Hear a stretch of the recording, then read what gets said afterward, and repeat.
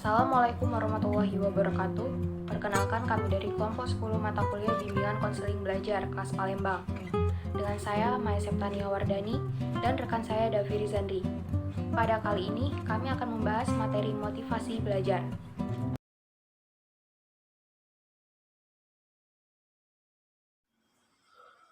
Definisi motivasi. Pengertian motivasi belajar siswa. Kata motivasi diambil dari bahasa Latin movere, yang diartikan dorongan dari diri sendiri untuk mencapai sesuatu yang dikehendaki. Motivasi belajar artinya dorongan dari diri siswa untuk mencapai tujuan belajar. Misalnya, pemahaman materi atau pengembangan belajar. Dengan adanya motivasi, siswa akan senantiasa semangat untuk terus belajar tanpa ada paksaan dari pihak manapun. Cara menumbuhkannya tentu bukan perkara mudah, karena setiap siswa memiliki karakter dan keinginan berbeda-beda. Hal ini tentu tidak sepenuhnya menjadi tanggung jawab guru, namun bapak ibu tetap memegang peran penting di dalamnya.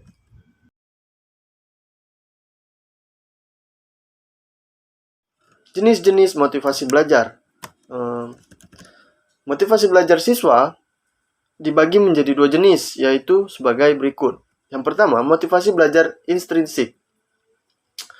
Motivasi ini adalah motivasi yang berasal dari diri siswa sendiri untuk belajar. Motivasi ini bisa dipengaruhi oleh keinginan siswa untuk mencapai suatu tujuan tertentu, misalnya berprestasi, masuk sekolah favorit, masuk perguruan tinggi favorit, membanggakan orang tua, dan sebagainya. Yang kedua adalah motivasi belajar ekstrinsik.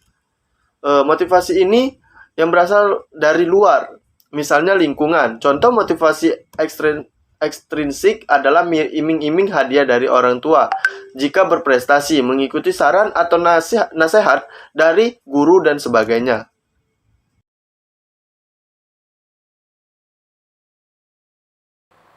Baiklah, saya akan menjelaskan materi yang ketiga, yaitu teknik membangkitkan motivasi belajar.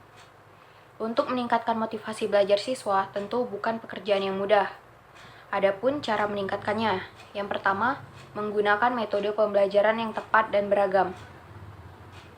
Jika siswa sudah mulai bosan dengan materi yang disampaikan, guru bisa mengubah metode yang lain, misalnya diskusi kelompok, sesi tanya jawab, dan sebagainya. Yang kedua, menjadikan siswa sebagai peserta didik yang aktif. Salah satu contohnya adalah dengan memberikan sejumlah pertanyaan berorientasi.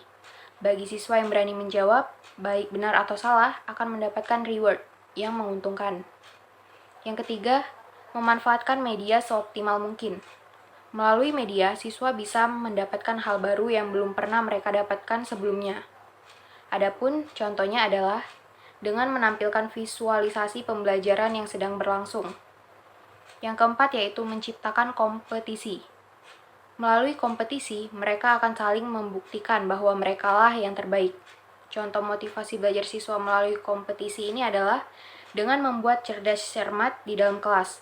Bagi kelompok yang menang tentu akan mendapatkan hadiah dan tambahan nilai. Sementara itu, kelompok yang kalah hanya akan mendapatkan tambahan nilai saja. Yang kelima, mengadakan evaluasi secara berkala. Jika hasil evaluasi selalu menunjukkan hasil yang baik, maka bisa disimpulkan bahwa sebagian besar siswa memiliki motivasi belajar yang cukup besar. Contohnya adalah dengan membuat penilaian terkait aktivitas siswa, misalnya tugas dan kuis. Yang keenam yaitu sampaikan motivasi secara langsung. Salah satu cara meningkatkan motivasi siswa adalah dengan memberinya motivasi. Saat mendengar kesuksesan orang lain, tak jarang mereka akan termotivasi untuk mengikuti jejaknya.